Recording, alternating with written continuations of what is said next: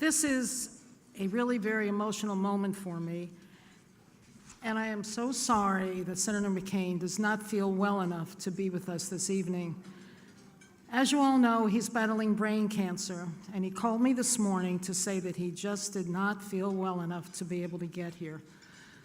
So I am most grateful that Senator John Barrasso, chairman of the Senate Republican Policy Committee and the fourth-ranking member of the Senate Republican leadership, has graciously come out to Virginia on virtually no notice. He just got off an airplane from Wyoming to accept the Pinnacle Award on behalf of Senator McCain.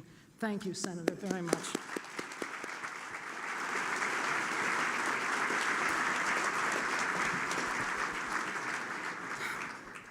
John McCain is my personal hero, and he's a genuine hero to all Americans. Many members of the Senate get elected, pass through the institution, and leave without standing up for what is important and right. Not John. In everything he has done, including all the hardships he has endured, John McCain has always, absolutely, put service to country before himself. He believes fervently in a life of honor and selfless service for a cause greater than himself. He indeed is the conscience of the Senate.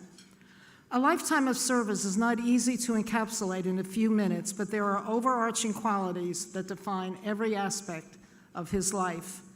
Courage.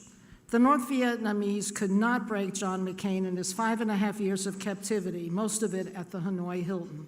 He was constantly tortured, but he would not take an early release before other American service prisoners who had been held longer than he had were released.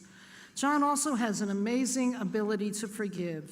His grace in this regard is extraordinary. The North Vietnam of today has a friend in John. Determination.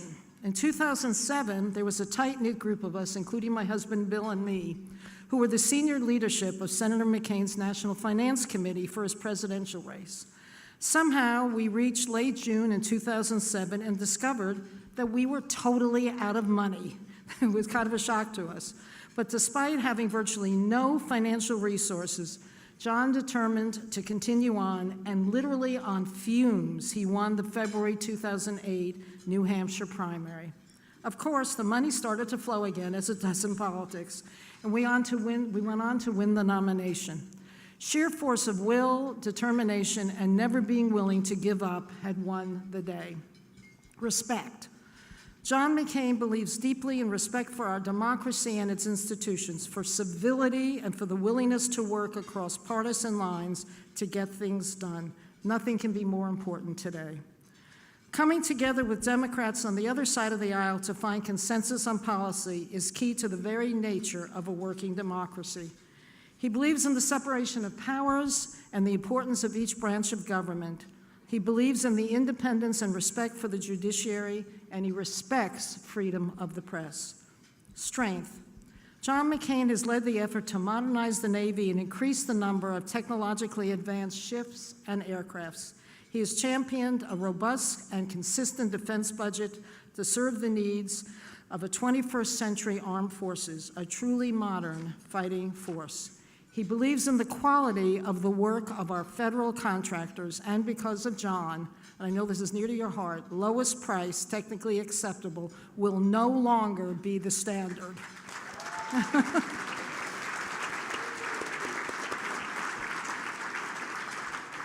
He has led in cybersecurity defense and offense to protect our vital intelligence resources. He knows that we must be held to a strict standard to properly train and equip our servicemen and women who protect us, and that our nation can no longer settle for inadequate and inferior health care and other services for our wounded and our veterans. The Armed Forces has no better friend and supporter than John McCain. Finally, John McCain has fought for a foreign policy based on strength, engagement with the world, and leadership. He's worked hard to have the United States viewed with respect and dignity. In conclusion, and in short, John McCain is a national treasure.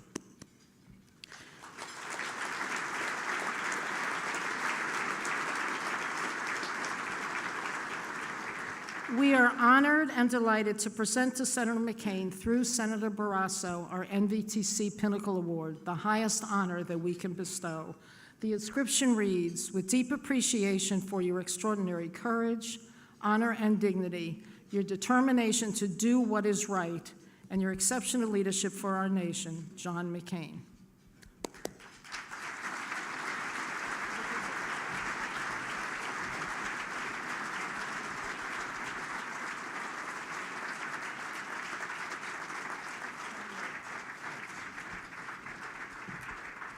Well, I proudly accept this award on behalf of John McCain, this Pinnacle Award for service and leadership.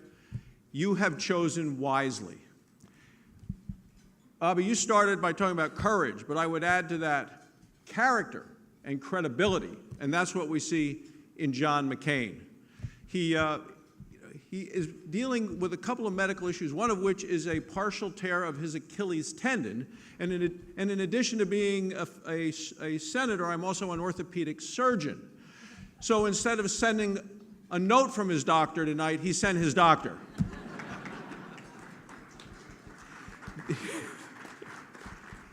If he were here, he would tell you that perception of him over the years has changed. He said, you know, in 2000, he was the Maverick, Straight Talk Express. He said after he got the nomination in 2008, the press labeled him as that cranky old man. But to me, he is a national treasure. No matter where you go, and I had a chance to go with him to Vietnam in June of this year, along with Chris Coons, because he always travels with a bipartisan group of senators. We went to Cameron Bay, where we saw the SS John McCain, named after his father and his grandfather, and then went to the Hanoi Hilton and went into the prison cell, where he spent 5.5 years and was tortured. To me, any American who goes through that is a national hero to be treated with admiration, appreciation, and respect.